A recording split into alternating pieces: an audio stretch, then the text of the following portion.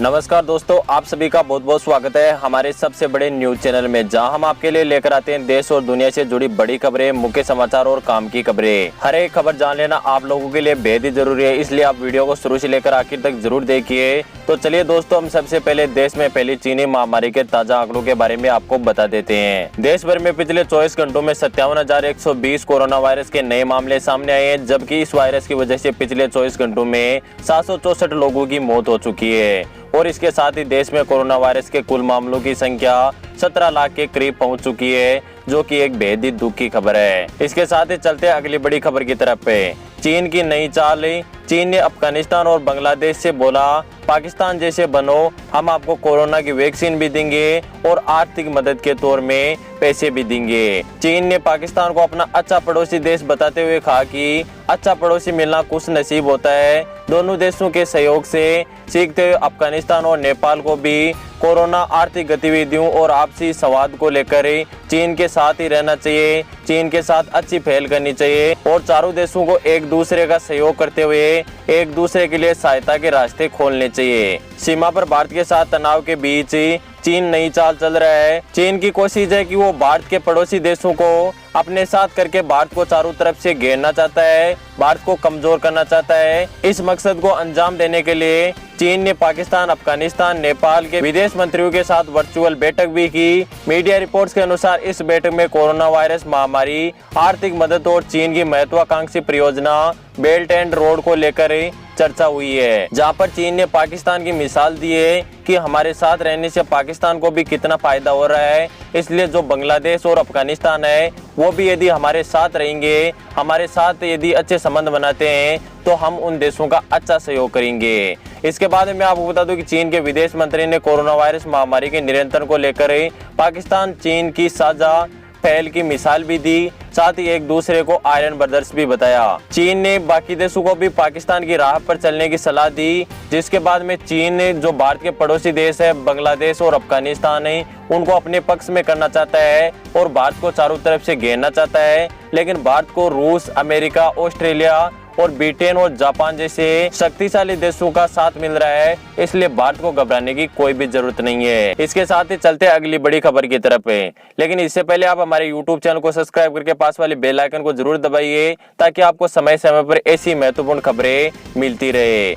अब दोस्तों, उत्तर प्रदेश में बेरोजगारों को मिलेगा हर महीने सरकार के द्वारा बेरोजगारी भत्ता। जानिए किस प्रकार से करे आवेदन है। उत्तर प्रदेश में बेरोजगार युवाओं के लिए सरकार द्वारा शुरू की गई एक नई महत्वाकांक्षी योजना। उत्तर प्रदेश राज्य में शिक्षित बेरोजगार जो भी अपनी शिक्षा के अनुसार रोजगार की खोज कर रहे हैं, परंतु उनकी आर्थिक स्थिति कमजोर होने के कारण वह किसी भी सरकारी और गैर सरकारी नौकरियों में ऑनलाइन आवेदन नहीं कर पाते हैं, तो उनके लिए उत्तर प्रदेश सरकार बेरोजगारी भत्ता आरंभ करने जा रही है। आज ही आप जाकर यूपी बेरोजगारी पंजीकरण कर सकते हैं और सरकार के द्वारा 1000 से 1500 रुपए तक की आर्थिक मदद प्राप्त कर सकते हैं। इस योजना का ऑनलाइन आवेदन पंजीकरण आप ऑनलाइन सरकार की वेबसाइट पर कर सकते हो या किसी भी ई मित्र पर जाकर इसका ऑनलाइन पंजीकरण करा सकते हो, जिसके बाद में हर महीने आपके खाते में 1000 से 1500 रुपए सरकार के द्वारा बेरोजगार भत्ता आपको मिलना चालू हो जाएगा। इसके साथ ही चलते अगली बड़ी खबर की तरफ है।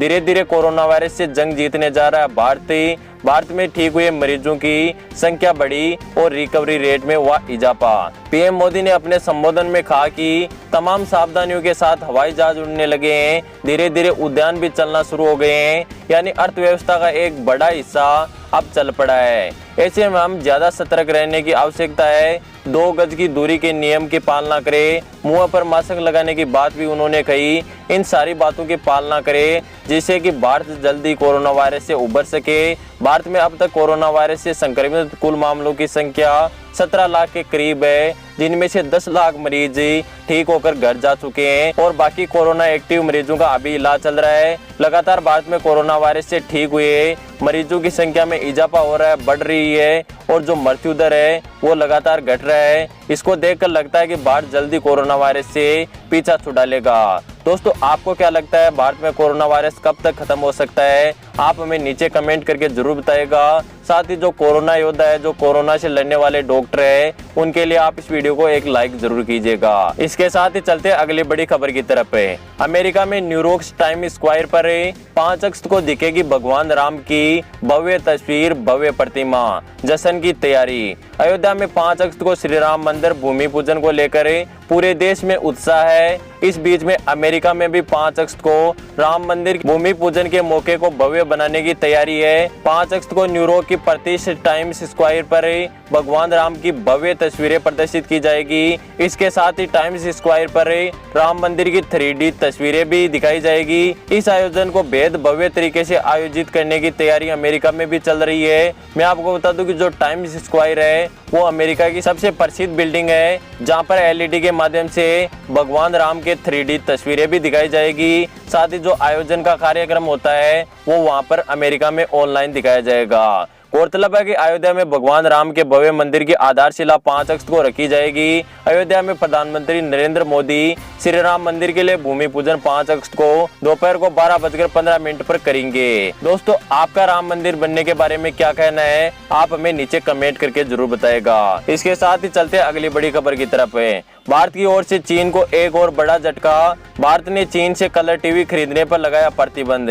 सरकार ने कलर टीवी के आयात पर बृहस्पतिवार को प्रतिबंध लगा दिया है। इस कदम का उद्देश्य है कि टेलीविजन के घरेलू विनिर्माण को बढ़ावा देना और चीन जैसे देशों की गैर जरूरी वस्तुओं की आयात को कम करना है। विदेश व्यापार महानिदेशालय ने एक अधिसूचना में कहा कि कलर टीवी के आयात नीति को मुक्त से बदलकर प्रतिबंधित कर दिया गया है। यह आयात प्रतिबंध 36 सेंटीमीटर से लेकर 105 सेंटीमीटर से अधिक की स्क्रीन आकार वाली कलर टीवी सेट के साथ ही 63 सेंटीमीटर से कम स्क्रीन वाले LED टीवी सेट भी प्रतिबंध की श्रेणी में है। इस प्रतिबंध को लेकर भारत सरकार का उद्देश्य है कि जो भी हमारे घरेलू उत्पाद है, जो भी हमारे घरेलू उद्योग है, जहां पर टीवियों का निर्माण होता है, कलर टीवियों का निर्माण होता है, उनको बढ़ावा देना और विदेशी चीजों पर लगातार प्रतिबंध लगाने के बाद में चीन को इससे काफी भारी आर्थिक नुकसान भी होगा। साथ ही हमारा देश है जो लगातार जो चीजों पर प्रतिबंध लग रहा है उससे आत्मनिर्भर भी बन जाएगा।